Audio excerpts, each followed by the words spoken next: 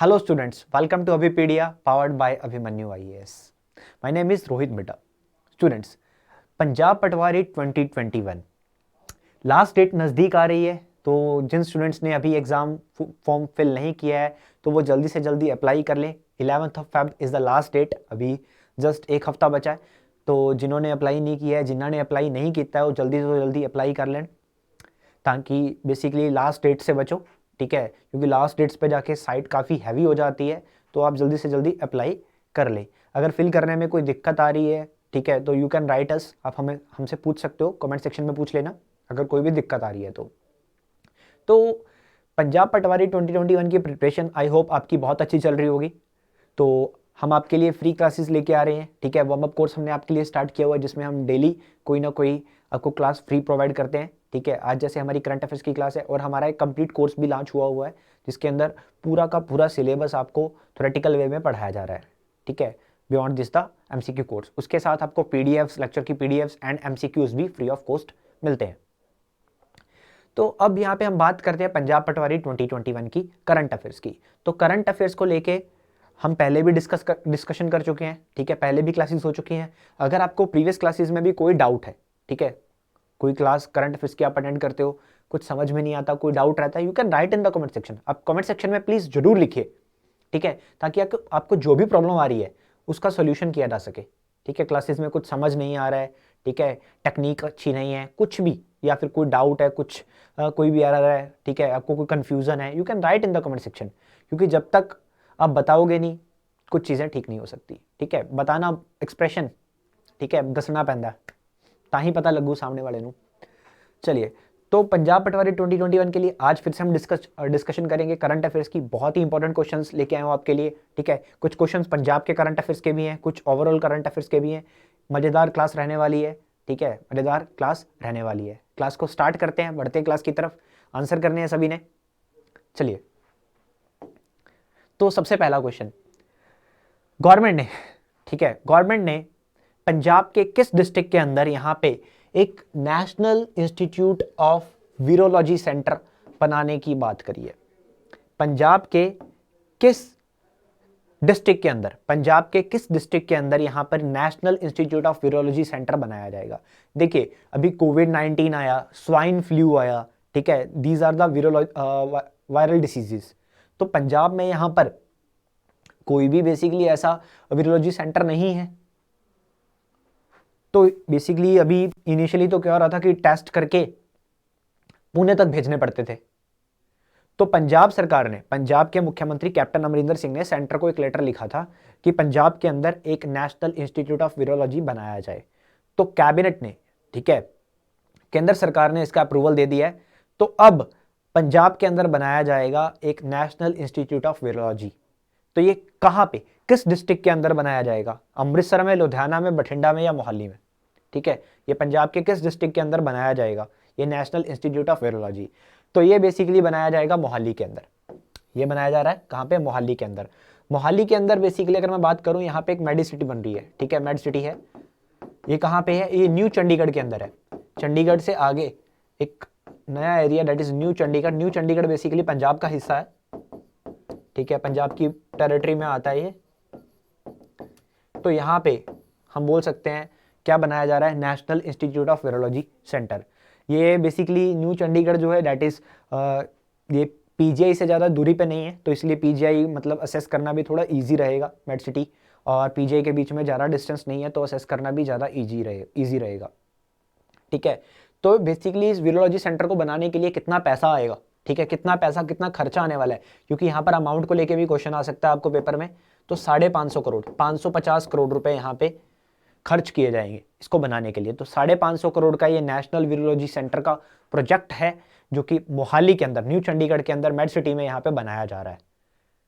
इसके अलावा कुछ अदर प्रपोजल भी अप्रूव किए गए। तो उन कौन कौन से और अप्रूवल थे उसकी बात भी कर लेते हैं। जैसे मैंने आपको बताया 550 करोड़ का प्रोजेक्ट था, तो 400 करोड़ रुपए यहाँ से सेंटर से आएंगे। ठीक है, और 150 करोड़ रुपए यहाँ पर पंजाब सरकार यहाँ पे प्रोवाइड कर सकती है, जिसमें लैंड, बेसिकली लैंड अलग से होगा। ठीक है, लैंड अलग से होगा। और ये 150 करोड़ रुपए, 400 करोड़ रुपए ये सेंटर से आएंगे और लैंड यहाँ पर पंजाब सरकार से डिमांड की गई है। ठीक है, सेंटर ने पंजाब सरकार को बोला भैया लैंड आप दे दो। जगह आप दे दो। ठीक है, ये सेंटर ने पंजाब से बोला, पंजाब ने सेंटर को बोला कि नेशनल इंस्टीट्यूट ऑफ वीरोलॉजी चाहिए, वीरोलॉजी सेंटर चाहिए, तो सेंटर ने भी रिप्लाई दे दिया कि जगह आप दे दो, बना हम देंगे। इसके अलावा पंजाब सरकार ने कुछ और टारगेट रखे हैं। राजेंद्रा हॉस्पिटल जो कि पटियाला के अंदर है, एक बहुत बड़ा हॉस्पिटल है पटियाला के अंदर, यहाँ पे एक बर्न यूनिट बनाई जाएगी, यानी कि जो जले व्यक्ति होते हैं, ठीक है, जो जल जाते हैं किसी घटना के अंदर, उनके लिए यहाँ पर एक अलग से यूनिट बनाया जाएगा, डिपार्टमेंट बनाया जाएगा, और एक ट्रॉमा सेंटर भी बनाया जाएगा, एक ट्रॉमा सेंटर भी यहाँ पे बनाया जा रहा है। उसके बाद state of art cancer centre बनाया जाएगा, कहाँ पे, अमृतसर के अंदर, जिसको बनाने के लिए 120 करोड़ का खर्चा आएगा और 2021 तक वो बनके तैयार हो जाएगा। क्वेश्चन ये भी पूछा जा सकता है, ठीक है, क्वेश्चन ये भी आ सकता है, तो डिफरेंट क्वेश्चन यहाँ पे पूछे जा सकते हैं। इसके अलावा ये जो सेंटर अमृतसर के अंदर बनाया जाएगा, ये कैंसर सेंटर, इसके अंदर 150 बेड की कैपेसिटी होगी, 150 बेड की कैपेसिटी होगी, ठीक है। और इस कैंसर हॉस्पिटल के अंदर भी एक अलग से वीरोलॉजी डिपार्टमेंट बनाया जाएगा, एक वीरोलॉजी डिपार्टमेंट बनाया जाएगा, that is under the government medical college Amritsar, ठीक है। इसके अलावा पंजाब के अंदर 3 नए मेडिकल कॉलेज का फाउंडेशन रखा जाएगा, 3 नए मेडिकल कॉलेज, 3 नए मेडिकल कॉलेज, जिसके अंदर इनिशियली 1000 करोड़ रुपए का इन्वेस्टमेंट होगा, 1000 करोड़ का इन्वेस्टमेंट इजीली इनिशियली किया जाएगा। तो बेसिकली ये मोहाली में होगा कॉलेज, ठीक है।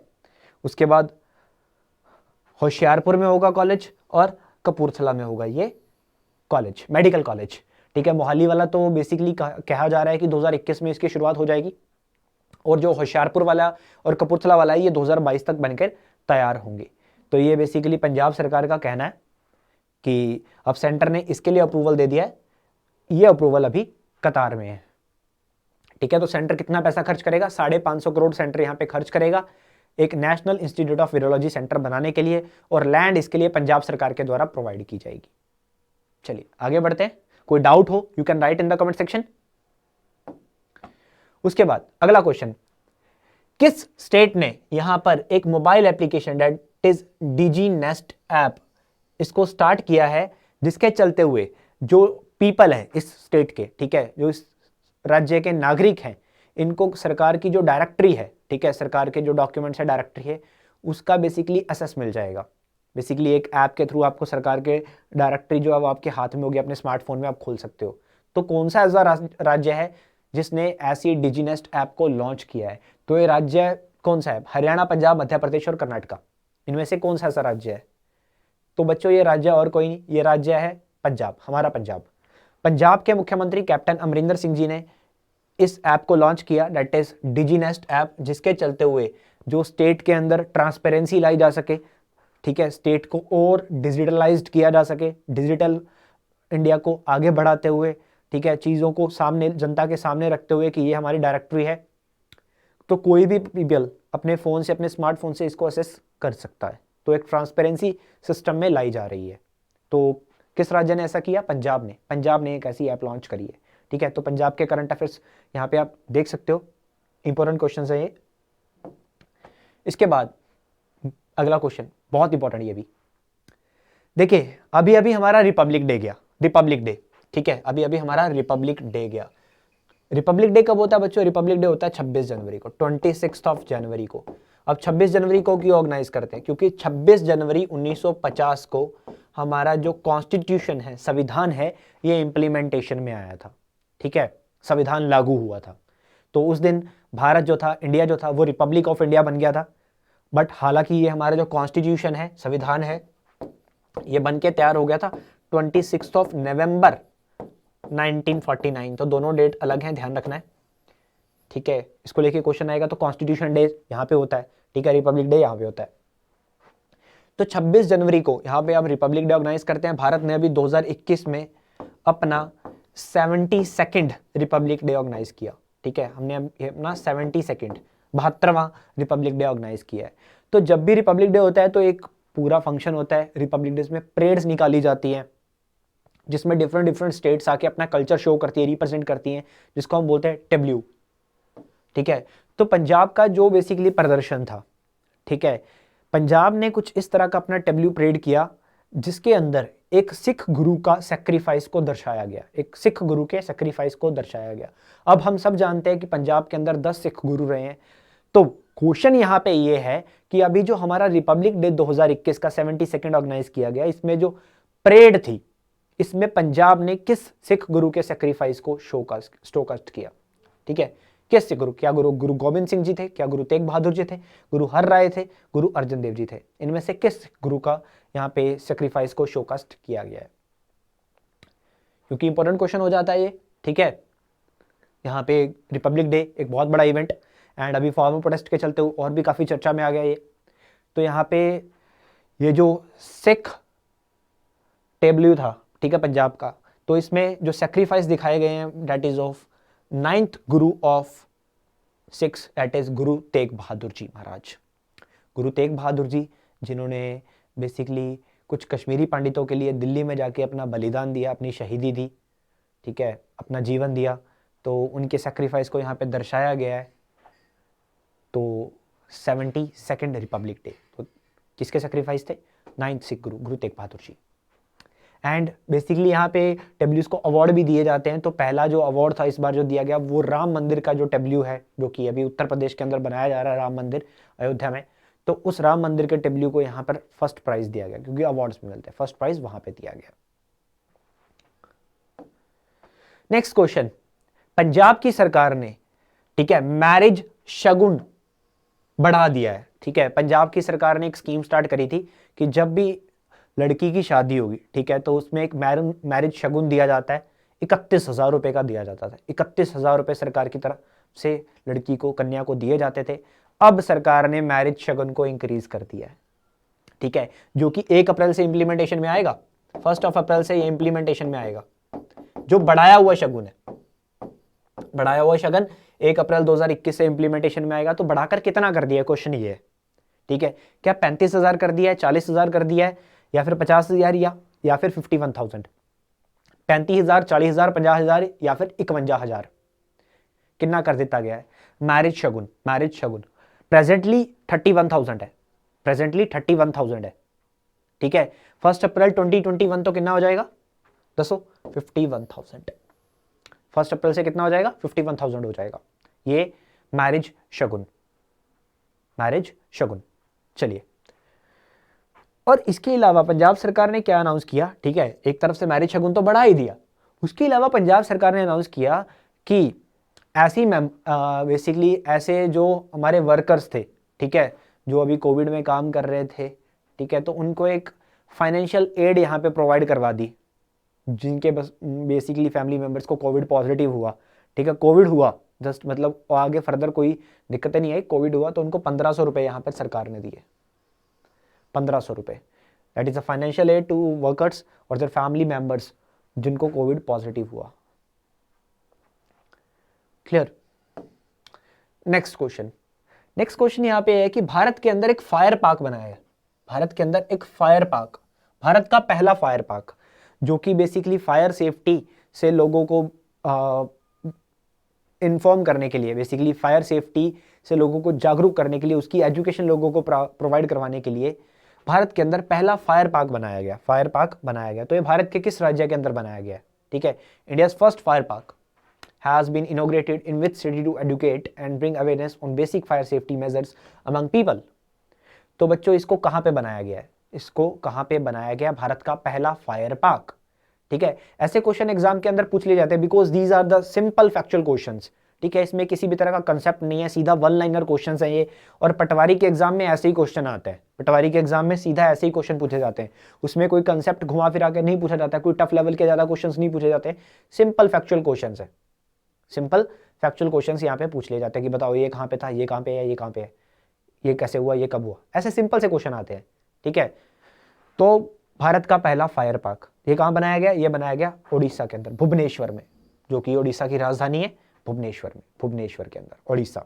ओडिशा के मुख्यमंत्री है नवीन पटनायक, नवीन पटनायक, बीजू जनता दल की सरकार है, बीजू जनता दल। चलिए अगला सवाल, अगला क्वेश्चन, यहाँ पे किताब की बात कर रहे हैं, यहाँ पे किताब की बात हो रही है। ये किताब क्या है? Making of a general a Himalayan echo, ये किताब का टाइटल है। ठीक है, देखिए, making of a general a Himalayan echo, ये किताब है। तो ये बेसिकली किस पर्सन के ऊपर? एक इंडियन आर्मी ऑफिसर, एक लेफ्टिनेंट जनरल आर्मी के, इनके ऊपर ये किताब लिखी गई है, खुद ही लिखी है उन्होंने। ठीक है, तो ये किसकी किताब है? ये मणिपुर से बिलोंग करते हैं ये पर्सन। मणिपुर की जो गवर्नर है उनका नाम नजमा हेपतुल्ला है। नजमा हेपतुल्ला जी ने खुद इस किताब को लॉन्च किया है। ठीक है, मणिपुर की जो गवर्नर है इन्होंने खुद इस किताब को लॉन्च किया क्योंकि ये मणिपुर से पहले पर्सन थे। मणिपुर एक नॉर्थ ईस्टर्न स्टेट है हमारा भारत का, तो मणिपुर से पहले ऐसे व्यक्ति जो इंडियन आर्मी के अंदर एक लेफ्टिनेंट गवर्नर के पद तक पहुंचे हो, तो ये पहले ऐसे व्यक्ति थे। कारगिल वॉर में भी इनका काफी योगदान रहा। ठीक है, जम्मू एंड कश्मीर के अंदर काफी टाइम ये रहे हैं। मणिपुर से ये बिलोंग करते हैं। तो a Himalayan echo making of a general, ये किताब यहाँ पे, तो ये किसका बेसिकली बायोग्राफी है? तो that is Konsam Himalay Singh. Konsam Himalay Singh, a lieutenant governor in the Indian army, Konsam Himalay Singh. तो ये मणिपुर से बिलोंग करते हैं और मणिपुर से पहला कोई व्यक्ति लेफ्टिनेंट जनरल के पद तक पहुंचा। और कारगिल वॉर में भी सरकार ने इनको एक मेडल से नवाजा था और भी बहुत सारे मेडल ये जीत चुके हैं। तो बहुत ही महान इनका योगदान रहा है आर्म फोर्सेस के अंदर। तो इंडियन आर्मी के ऑफिसर कॉन्सैम हिमालय सिंह, कॉन्सैम हिमालय सिंह। अगला क्वेश्चन, इंडियन आर्मी डे कब होता है? इंडियन आर्मी डे कब होता है? ठीक है, इंडियन आर्मी डे, तो इंडियन आर्मी डे 10 सितंबर को होता है, 15 जनवरी को होता है, 24 दिसंबर को होता है या फिर 18 अप्रैल को होता है इंडियन आर्मी डे। देखिए आर्मी की अगर मैं बात करूं,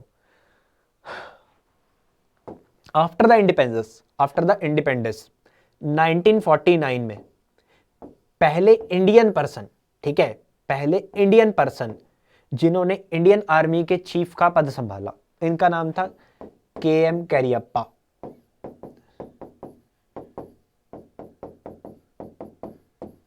पहले Indian person, first Indian became the chief of Indian army, ठीक है, इन 1949 on 15th of January. On 15th of January 1949 KM. Cariappa became the first Indian chief of the Indian army. इससे पहले बुचर थे, ठीक है, 1947 से लेकर 1949 तक बुचर थे जो कि इंडियन नहीं थे। तो बेसिकली एक इंडियन व्यक्ति इंडियन आर्म फोर्सेस का चीफ बना, इंडियन आर्मी का चीफ बना, तो उसी दिन को यहां पर ऑर्गेनाइज किया जाता है as Indian Army Day, as Indian Army Day. तो आंसर क्या हो गया हमारे पास? 15th ऑफ जनवरी, 15 जनवरी को हम ऑर्गेनाइज करते हैं, that is Indian Army day, Indian Army day. चलिए आगे बढ़ते हैं। Next, Tesla. तो टेस्ला ने यहां पे अपने आप को रजिस्टर्ड करवाया है पहली फुली अर्न सब्सिडरी, ठीक है। टेस्ला देखिए सबसे पहले तो क्या है टेस्ला? टेस्ला एक बैटरी कार बनाने वाली कंपनी है, ठीक है, इलेक्ट्रिक कार्स बनाने वाली कंपनी है। दुनिया भर में टेस्ला की गाड़ियां बिकती हैं। This is a American company, एक अमेरिकन कंपनी है। इसके जो सीईओ है इनका नाम आपने जरूर सुना होगा, Elon Musk, the very genius personality. अभी कुछ टाइम पहले ये वर्ल्ड के नंबर 1 रिचेस्ट पर्सन की कैटेगरी में भी आ गए थे, फिर से पीछे हो गए, ठीक है, एलन मस्क। तो इसको सबसे टॉप पे भी रख दिया गया था कि दुनिया के सबसे अमीर व्यक्ति बन गया जेफ बेजोस को क्रॉस करके एलन मस्क। बट अब उससे थोड़ा पीछे आ गए। ये शेयर की ट्रेडिंग है जो ऊपर नीचे होती रहती है, ठीक है, थोड़ा बहुत ऊपर नीचे चलता रहता है।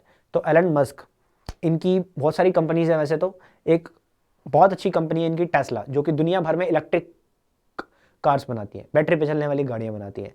टेस्ला काफी टाइम से प्लान कर रही थी इंडिया में आने का, तो फाइनली टेस्ला ने अपने आप को रजिस्टर करवा लिया है, ठीक है, भारत के अंदर, कि अब टेस्ला भारत में आके काम करेगी। इनिशियली तो अभी प्लान ये और भी सिटीज में अपने आप को रजिस्टर करवाने की बात कर रही है, और भी स्टेट्स में इसके मतलब बात चल रही है, जैसे आंध्र प्रदेश में भी बात चल रही है, गुजरात में भी इनकी बात चल रही है, जहाँ पे ये प्लांट खोलने की सोच रहे हैं।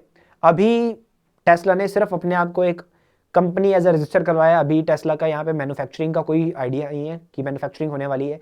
अभी तक ज़्यादा से ज़्यादा यहाँ पर टेस्ला R&D कर सकती है, जो सब्सिडरी इसने यहाँ पे खोली है, ठीक है, that is research and development को लेकर अभी तक काम हो सकता है। मैन्युफैक्चरिंग प्लांट की अभी तक कोई चर्चा नहीं है। तो किस सिटी में टेस्ला ने खुद को रजिस्टर करवाया? तो ये सिटी है बेंगलुरु, कर्नाटका के अंदर। बेंगलुरु में टेस्ला ने खुद को रजिस्टर करवाया, ठीक है। टेस्ला जो कि एक अमेरिकन कंपनी है जिसका हेडक्वार्टर है कैलिफोर्निया में, कैलिफोर्निया यूएसए के अंदर। Tesla Motors. चलिए आगे बढ़ते हैं। Next, the first time in over 5 decades, no foreign minister will visit India as the chief guest for the Republic Day parade. देखिए, हर साल जब हम रिपब्लिक डे का ऑर्गेनाइज करते हैं, ठीक है, अभी हमने रिपब्लिक डे की बात पहले भी करी है, तो हर साल भारत में रिपब्लिक डे पे कोई ना कोई चीफ गेस्ट आता है, ठीक है। इस बार भी भारत ने इनवाइट किया था एक चीफ गेस्ट को, जिनका नाम था बोरिस जॉनसन, यूके के प्राइम मिनिस्टर। बट यूके में कोविड-19 के चलते हुए कोविड-19 का एक नया स्ट्रेन आ गया, और जिसके चलते हुए बोरिस जॉनसन ने पहले तो एक्सेप्ट कर लिया था कि भैया मैं आऊँगा, उसके बाद बोरिस जॉनसन ने मना कर दिया, भाई मैं नहीं आ रहा, ठीक है। उसने जवाब दे दिया कि no, I am not coming. तो 5 डिकेड्स में, पिछले 5 दशकों में ऐसा पहली बार हुआ है कि भारत में रिपब्लिक डे के चलते हुए कोई भी चीफ गेस्ट नहीं था, कोई भी चीफ गेस्ट नहीं था।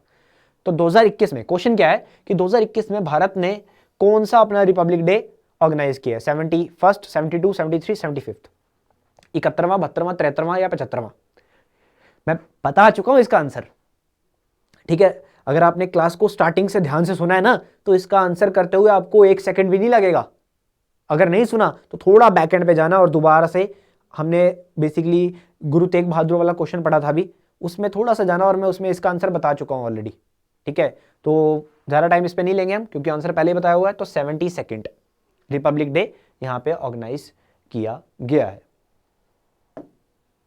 अगला question, the newly appointed president of United Nation Human Rights Council. देखिए, United Nation Human Rights Council, UNHRC बोलते हैं हम इसको, ठीक है। फुल फॉर्म को लेके भी क्वेश्चन आ जाता है कई बार, एब्रीवेशन को लेके, UNHRC, that is United Nation Human Rights council, ठीक है।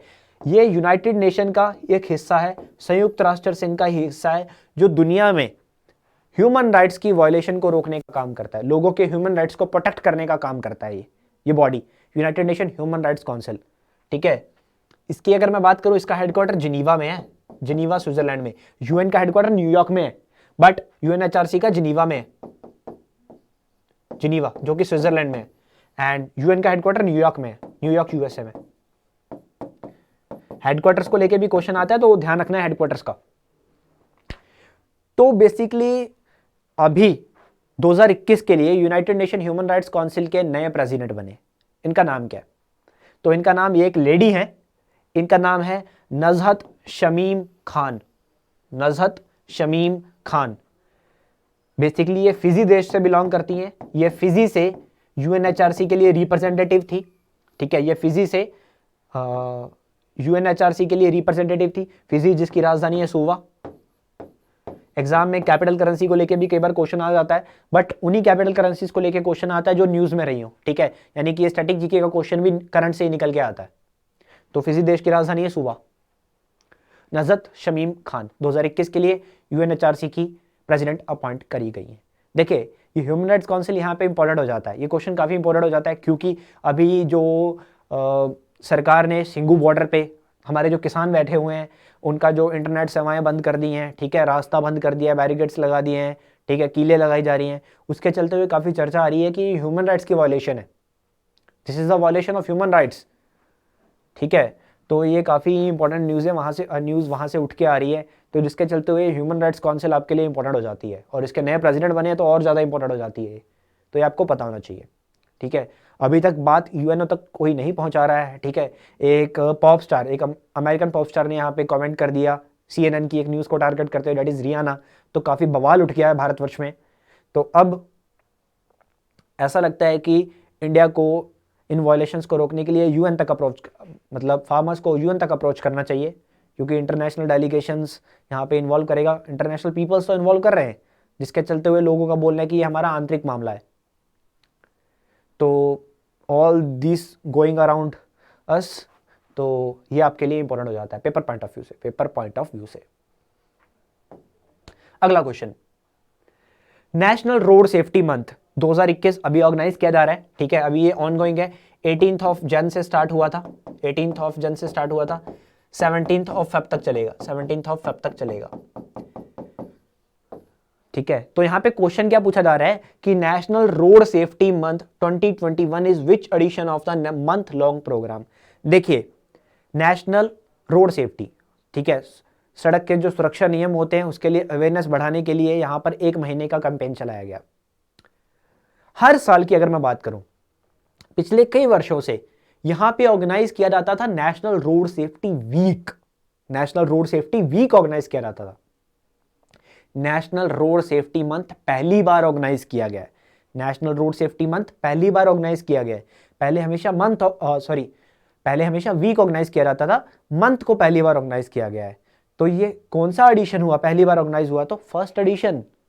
तो this is the first edition of the programme, जो कि पंजाब में भी ऑर्गेनाइज किया जा रहा है।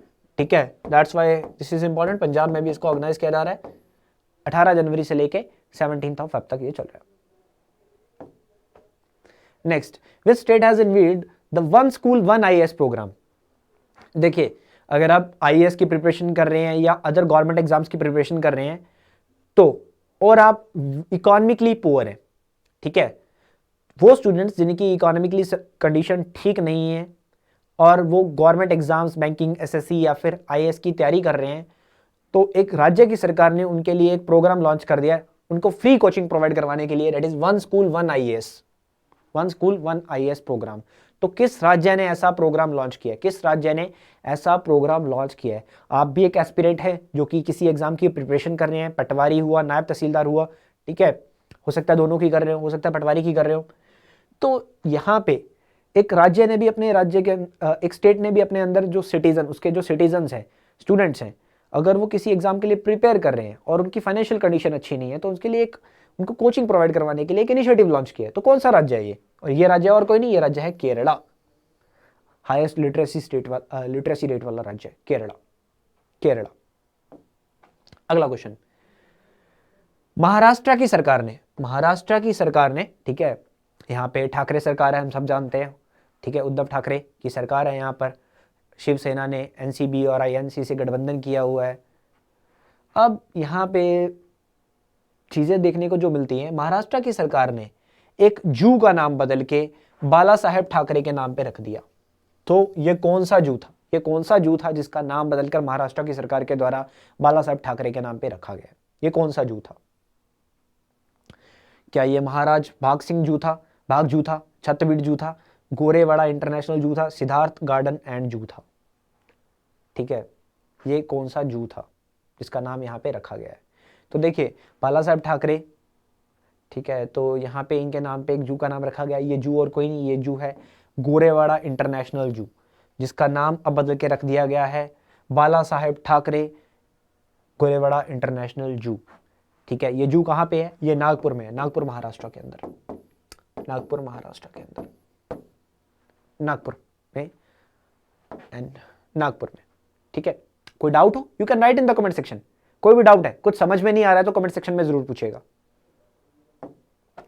अगला क्वेश्चन, भारत सरकार ने नेताजी सुभाष चंद्र बोस का जो जन्मदिन है, नेताजी सुभाष चंद्र बोस का जो जन्मदिन है, उसको ऑर्गेनाइज करना शुरू कर दिया, दैट इज पराक्रम दिवस। पराक्रम दिवस तो कब होता है बेसिकली नेताजी सुभाष चंद्र बोस का जन्मदिन? या फिर क्वेश्चन हम यूं बोलें कि पराक्रम दिवस को कब ऑर्गेनाइज किया गया?